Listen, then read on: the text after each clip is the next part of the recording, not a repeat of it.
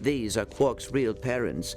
Scrunch says they were killed by defective equipment created by the Technomites. Whoa, that really bites.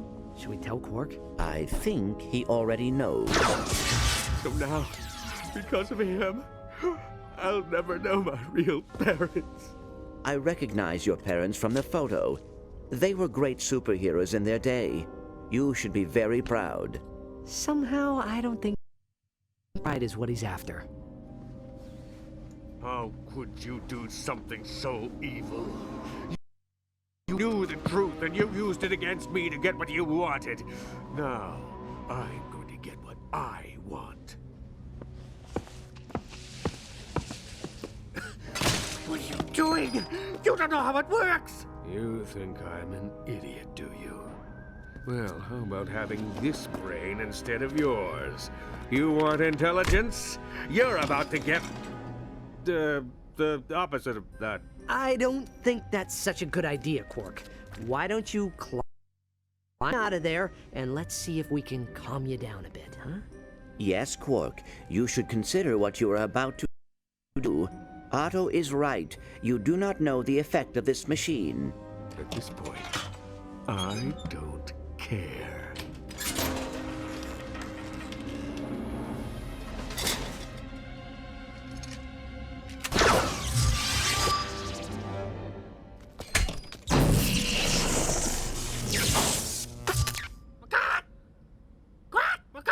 Oh no. Now what are we gonna do with him? It appears that Scrunch just added another family member. Great. Can we get out of here now? I've got another massage scheduled on Pokataru in an hour. You got it.